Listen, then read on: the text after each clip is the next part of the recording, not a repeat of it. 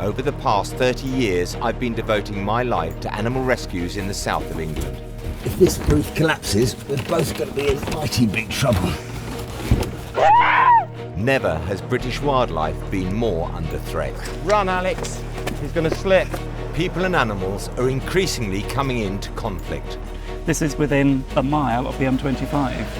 Ah, Struth. Oh, it was close. After 16 years of Wildlife SOS on the television, this is our first ever series of Wildlife SOS online.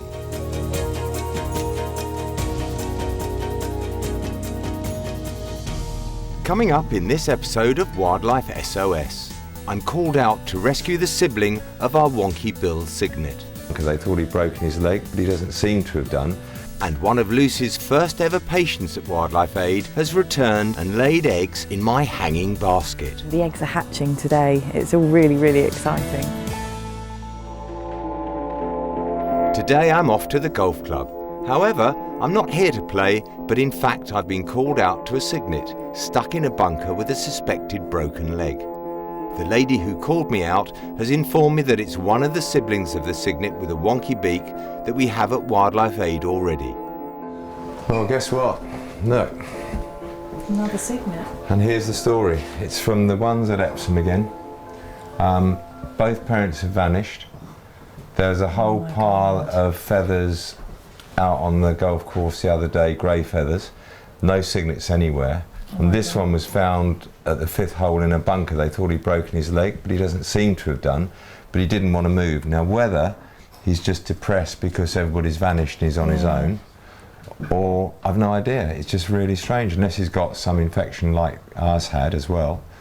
Could be. But he's much bigger than ours, isn't he? He's much bigger. Much bigger. He's getting better nutrition, isn't he? Yeah. Because he's been able to feed himself. He's a little bit thin, but let's try him on the floor if we shut the door a second. He just seems very weak or lethargic, or it's hard to tell, isn't it? Maybe he's dehydrated if he was away from the water. Yeah, I think he's just depressed. Well, his brother had coccidia, so I'll check his poo and make sure that that's okay. I'll do that now, actually. You learn a lot from poo. You do. I'll give you a sample of my poo, Lucy. I really don't want to see that. See, you said you learned a lot from poo. You could learn a lot about me, couldn't you? I don't want to know it though, that's the thing. Poo's quite hard. I don't think he's been drinking enough. I can't really break it up. So are you seeing anything at all loose? Or? No, which is good. The poo sample is clear. I probably will do another one once he's eating a bit better, because that was quite sort of a dry lump in the poo. But main thing is it's nothing mega, it's not obvious. So. But still keep him separate for 24 hours. Yeah, I think so. So you've checked all his legs and things, there's nothing? Yeah, I mean, I couldn't feel any, but obvious. I wouldn't. I mean, everything seems all right. He's able to walk, he just doesn't. He just goes one pace and sits down again. He's got those sores as well. He has. I reckon the parents have been walking them for so far, doing so much walking, that it's not doing them any good at all. Yeah, he's got them on both feet. Be interesting to see though if he's not actually weak, if it is just the pain from the foot with the antibiotics and the painkiller, whether he gets up and starts walking about. Okay, I'll get that ready for him. Those funny little wings, they're the most silly little wings ever. So I've got antibiotics, painkillers and a vitamin in here. Okay. We'll see if this makes a difference to him. If he starts getting up and walking about, then we'll just carry on with this for a bit. If he doesn't, then we probably do need to x-ray him. After giving the new cygnet his medication, we place him in a smaller pen where he can rest his sore feet for a few days.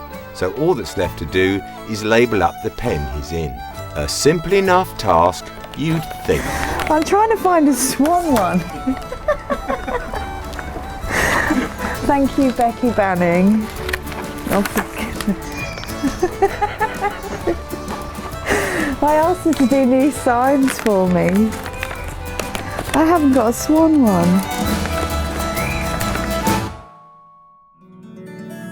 Behind me is something very exciting happening at the moment. There's a mother duck that's had eggs in Simon's hanging basket, and the eggs are hatching today. It's all really, really exciting. She was one of the first patients I treated at Wildlife Aid. She came in with a broken leg 3 years ago, and it was my first ever attempt at splinting a broken leg in a duck. It didn't go as well as it could have done. It was slightly twisted, but it was her first attempt, and she got to keep her leg and keep her life, which is the important thing. But what was really cute was we released her here, and she stayed here for the last 3 years. Every summer she comes back, and she brings a very attractive boyfriend, Mallard, with her.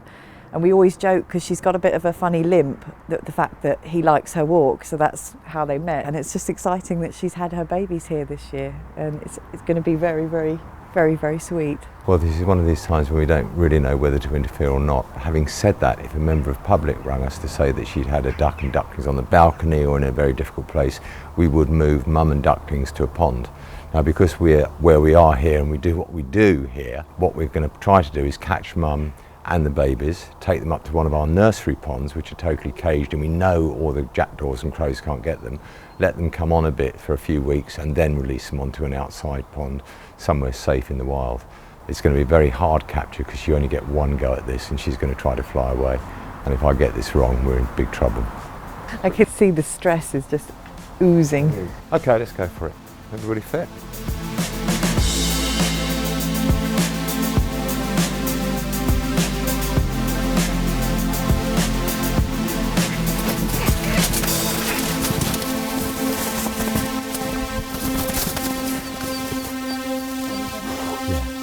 Wow, well done.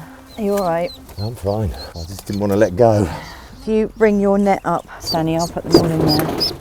All right, sweethearts. Amazingly, every single egg had hatched, and the babies all appear to be perfectly fit and healthy, as Lucy transfers them into a net. Well, she lost a few feathers on the way. We need to get these in a cage so she can see them. In you go there. Yeah, you'll be with your mum in a nest very shortly. 3, Yeah. All right. 4, 5, 6, 7, 8, 9. Come on, little one. I'm on my back. Yeah, I'm not now. All right, baby, 9 babies. Just taking some of her old bedding up, so she recognises it when we make the new bed up in the pen. I think that'll be fine. Right, we've got that. Okay. We've got the babies. Right, let's get her up to one of our safe ponds. You go first. All right, Mum. All right, Mum. All right, Mum. So make a little nest first. So it's nice and warm.